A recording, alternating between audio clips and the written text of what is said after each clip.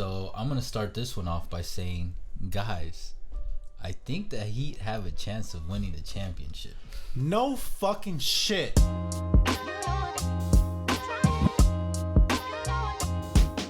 So the reason I start this episode off with that is because if you've been keeping up with the channel or you don't know,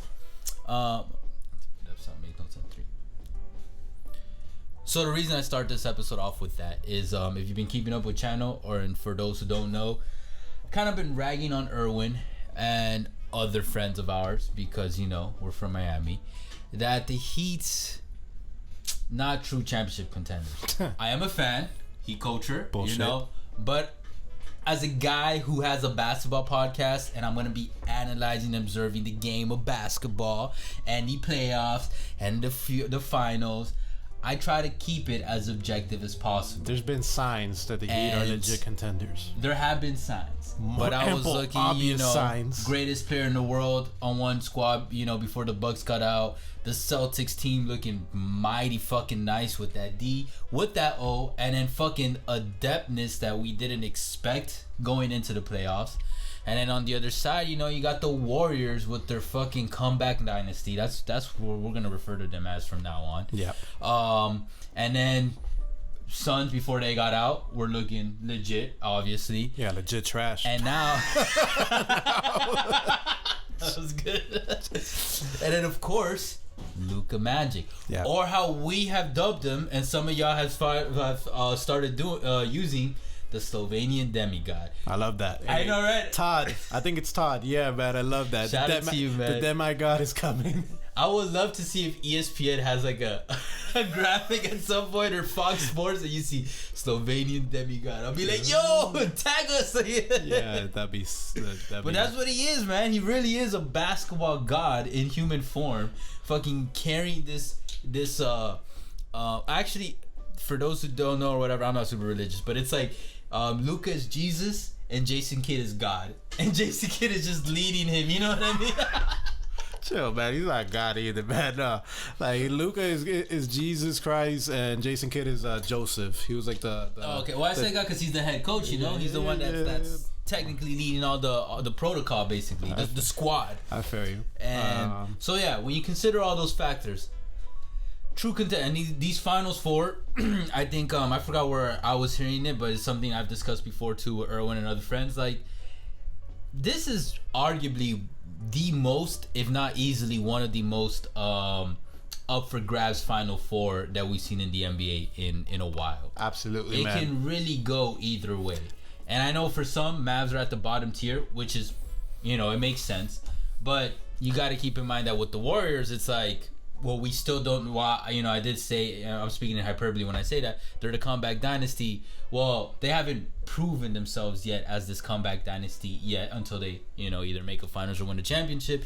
And on the other side, as we saw today, the Heat, man, Heat culture, thatness really coming through for them. Suddenly it's fuck Duncan and then welcome Max. Like, that's the shit Spoelstra Miami's been on. If you guys are Miami fans, or if you guys don't know, there used to be this slogan called Miami runs on Duncan. You know what happened? I'm so curious. I need to know as a fan. I'm like, why? Like, I get why, but like, still, I've never seen such an extreme like usage to unusage rate of somebody just like in a blink of an eye. I got the answer for you, but before we get to that answer, and don't worry, Celtics fans, we're gonna get to you as well. Oh, for sure. We have been doing reactions to every single playoff game after the game, raw, like immediately after, unfiltered, no sugarcoat, good or bad, lots of cursing. So I suggest you don't have your that'll get him. That will get him. Don't have your. I mean, it got us to 1,000. I mean, fuck it. let's just do that. With that being said, like, whether you're a Celtics fan, Heat fan, I know it sounds like an ad. I sound like a broken record saying this.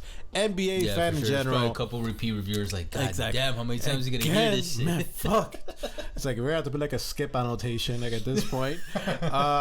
Anyways, NBA fan, basketball fan in general, hit that sub, hit that like, Drop a comment, hit that bell notification. Drop your thoughts in the comments. Not a lot of basketball YouTubers are not doing this that we're doing. So not as consistent as we are. Kenny's like every once in a while, you know. Yeah. Again, I've said this. I don't know if Rusty is doing it, and then I will give a shout out. They're one of our favorite. Well, more so me. I don't know if Erwin's been keeping up with them, but No Dunks guys, I see y'all. Good. I see y'all. They started doing these live reactions. They got it live already. They had it scheduled at 11. Yeah. Fuck you guys. No, I'm just kidding. I love you guys. But like, damn, come on, guys, give us a break. Give us the window of opportunity, man. Yeah. We need it, man. We're a small channel, bro. For real. But anyways, to answer your question, Duncan Robinson, man, it's very simple, man. The man cannot play defense for like the life of him, man. And yes, he can make three. But to go from like DNP for so long, he can make threes. But guess what? Max Strus and Celtics, you fucked up on this, man. By cutting this man. He used to play. He was used to be yours. And you let that shit go. And if I'm not mistaken, I think Duncan Robinson also was theirs for a bit, or he had a training camp with them. So y'all slipping up, man. Y'all slipping up with definitely with this. But one thing that actually, man, this series. This looks, I'm not gonna lie, it looks like it could be another Bucks Celtics series in the sense that they're gonna be close games. I know today wasn't the closest, but they're gonna be back and forth, and I really think this is gonna go down to the wire. Yeah. Because I know Erwin's probably gonna want to sweat the Heat tonight and whatever. But look, they were missing Marcus Smart, they were missing Al Horford, and both those guys are integral to the Celtics. Like, yeah, I don't even know how else to like word it. Absolutely. Like, you know, I give you credit. Marcus Smart, he's the heart and soul of that squad of the that Celtics. Defense, like, it would have slowed the Heat down a little more. Probably not Bam, because I don't know how much worse he can get, but exactly, which is what I wanted to get. Like, I do acknowledge that. Al Horford, we bring some size, he brings some toughness. You've seen what he did with the Bucks. But like you said, Bam. What the fuck, man? Am I gonna see you in the back of a milk cartage when I'm gonna put gasoline, you know, after I get out of here, man? Because, yes, you showed up on defense. I saw a lot of blocks. You were very active, but offensively, where the fuck were you? Hey, I'm like, I just want to say, quick side note, shout out.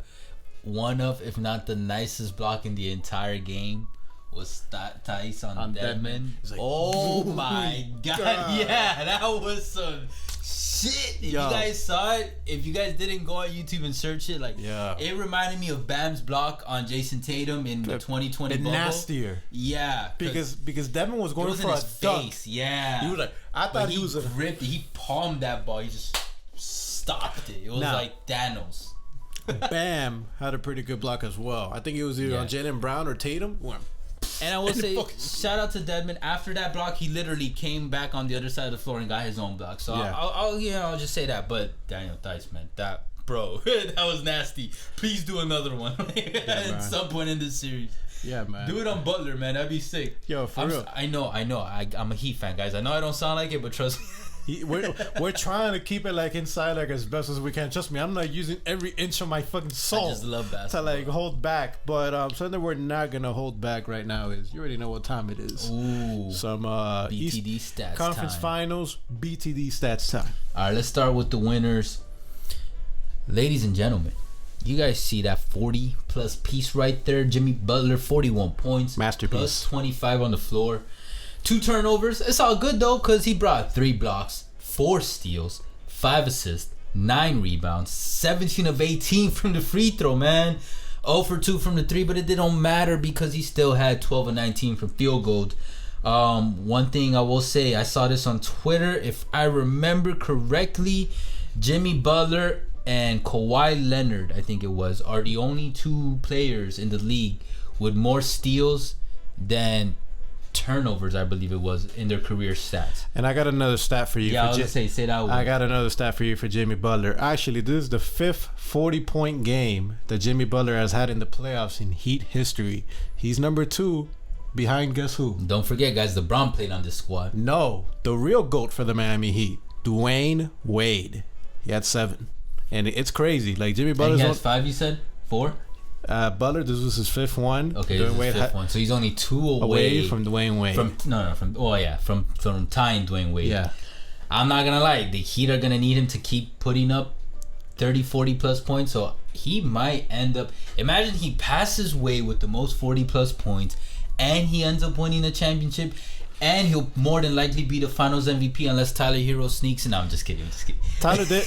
Your boy Tyler did play well, but it's a big if. There's only one game, as you saw.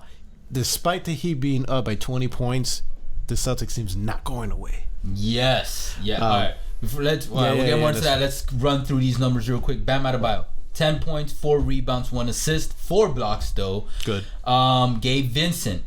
Low key career high, 17 points. Low key MVP on this one. Yeah, 17 points plus 23 on the floor, 3 blocks, 3 assists, 2 rebounds, 3 of 7 from the 3, 4 of 4 from free throw, 5 of 10 field goal percentage. Something I want to say about Gabe, man, is he is playing way beyond his experience and role, because this guy's supposed to be like a regular Max Strus too, but since we're on Gabe. And unlike Max Strus, what surprises me about Vincent a lot is that he will be able to create his own shots. You rarely see a nobody play, since the beginning of the season. This guy was not on anyone's radar. No. And then still when the playoffs started, it's like, they do well in the regular season. Players like that disappear in the postseason, or, the roles diminish a lot. But somehow this guy still steps up to the plate. But what stands out from him the most, unlike a Danny Green, a Max Strus, a Duncan Robinson, is that this motherfucker creates his own shots. Like, I don't think y'all understand, if you don't, how rare that is. You know what I mean? And all right. And then speaking of Max Strus, 11 points, minus 12 on the floor, 2 assists, 2 steals, 4 rebounds. 4 of 9 from field goal, 3 of 8. And then Tyler, 18 points plus 5 on the floor, 1 steal, 3 assists, 8 rebounds, 1 of 5 from the 3, 7-15 from field goal. And then Victor Oladipo, 5 points. He had some big plays. But all right, let's go to the ones who took the L, Celtics. Tatum, 29 points, minus 8 on the floor, 7 turnovers, man. That's what was killing him a lot. 1 block, 4 steals, 6 assists, 8 rebounds, 7 of 9 free throw, 2 of 9 from 3, 10 of 21 from field goal. Do watch out for him, because I doubt he's gonna have a lot of games this bad. You know what I mean? And he still was able to score 29. Yeah. Jaylen Brown, 24 points, minus 10 on the floor, 3 assists, 10 rebounds, 6 of 10 from free throw, 4 of 8 from 3, 7 of 17 from field goal. Again, obviously the stats look okay, but he probably won't have this bad of a game.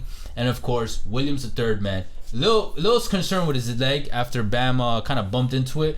And then today he was able to put up 18 points plus 5 on the floor, 9 rebounds, 1 assist, 2 blocks, and 6 of 8 from field goal. You guys see everyone out. Pritchard, shout out to him, 18 points, 5 rebounds, 4 assists, 1 steal. Yep.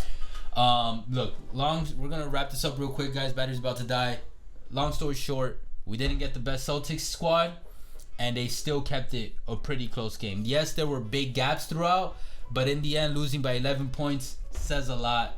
They're going to come back swinging in game 2. Quick. There's no doubt about that. How you got the series going? 7 games. Who you got winning? Fuck, man. I said Celtics before this game, so right now I think they might still put up. I got Heat in 7. I know battery's about to die. Celtics fan, let us know how this series is going to go on. Heat fans, how you think this series is going to go. What improvements and flaws do you guys think your squad can make? And what do you think they should keep doing moving forward? Exactly. And this is going to be good. Epic. Anyways, guys, appreciate all the love and the hate. You guys already know. Facebook, Twitter, TikTok, Instagram, all podcast streaming platforms. We'll catch you guys soon. For now, later.